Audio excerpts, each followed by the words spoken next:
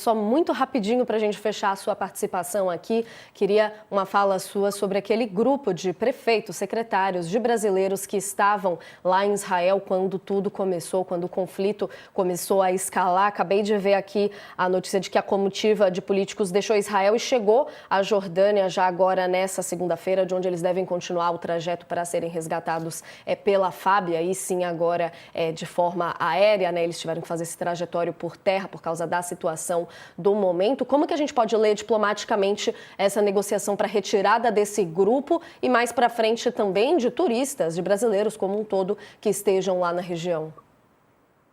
Olha, sem dúvida, Natália, tem uma situação complicadíssima em Israel, não é apenas brasileiro. Eu tenho acompanhado outras delegações, outras histórias pelo mundo, e é muito curioso, porque todos os países tinham delegações, turistas, pessoas, cidadão daquele país vivendo no outro país. Então, não é uma exclusividade brasileira, não é uma exclusividade brasileira a angústia que vivem esses estrangeiros em Israel. Então, não. É algo que Israel tem de lidar com vários países, inclusive muitos americanos também nessa situação em Israel. Agora, claro, na história ali entre Brasil e Israel, é uma história neste momento complicada. O Brasil não tem um embaixador hoje em Israel, a relação é uma relação extremamente, eu diria, tensa, não é uma relação fluida, é uma relação na qual, obviamente, nós vimos no ano passado toda uma troca de ofensas entre o governo brasileiro e o governo de Benjamin Netanyahu, que chegou a declarar Lula como persona não grata. Agora, lembrando que esses prefeitos que estavam lá eram convidados do governo de Israel. Então, tampouco eram inimigos, adversários políticos, eram pessoas convidadas pelo governo de Israel, que, obviamente, o governo de Israel também tinha a responsabilidade de lidar com aquela situação.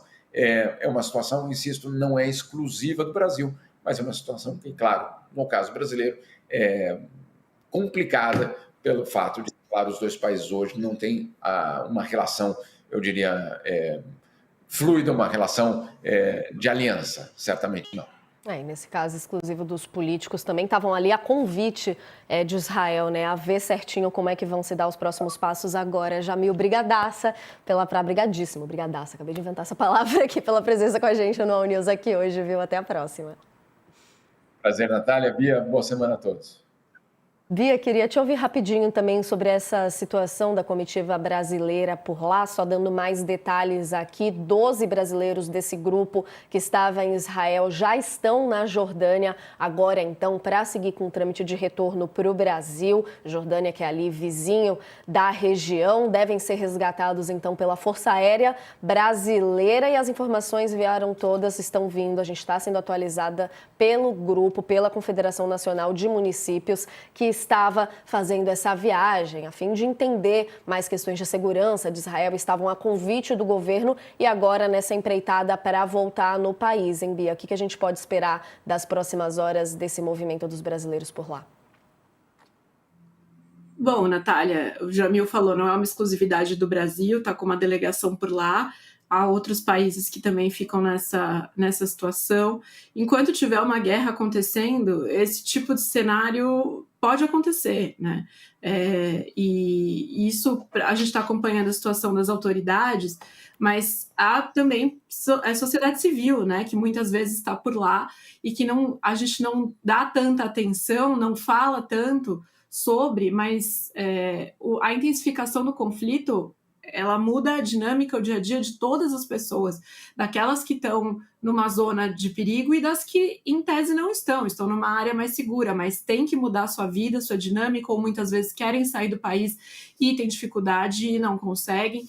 Então, a gente falando das autoridades é só uma pontinha, né, um pedaço do problema, um pedaço do que a gente noticia, do que a gente vê, mas o fato é que a vida das pessoas, o dia a dia das pessoas que estão nesses locais de conflito, um conflito que se estende já por anos, sem perspectiva de solução. Agora a gente tem essa intensificação do conflito no Oriente Médio, com a questão com o Irã, mas o fato é que Israel está em guerra desde quando foi atacado pelo Hamas, e a Palestina também, né, a faixa de Gaza. Então, é uma situação muito triste, afeta não só quem está lá fazendo uma comitiva que está fazendo uma visita. Agora, tem chamado muita atenção a reação de eleitores também e cidadãos de cidades de onde são esses prefeitos nas redes sociais, né, de questionar por que esse prefeito estava lá, né, porque eu acho que também ganha uma notoriedade para um fato que muitas vezes o munícipe, ele não consegue nem entender, né, por que não está aqui cuidando do buraco de rua,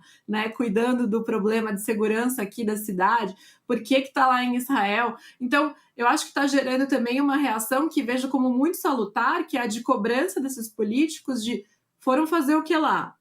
Voltem e passem essa explicação para nós, cidadãos e eleitores. Se é possível a gente dar alguma risada no meio disso tudo que está acontecendo, é justamente desses memes. Vi um que falava, inclusive, como é que os livros de história vão explicar o que o prefeito de Macaé estava fazendo em Israel no meio do conflito. O pessoal puxando para o tom do humor, mas muito importante a Bia destacar aqui que essas trocas existem internacionalmente, inclusive com jornalistas também, para justamente pessoas que possam comunicar e entender situações que existem nos países, né, Bia? A gente vai seguindo por aqui. Você quer fazer mais um comentário?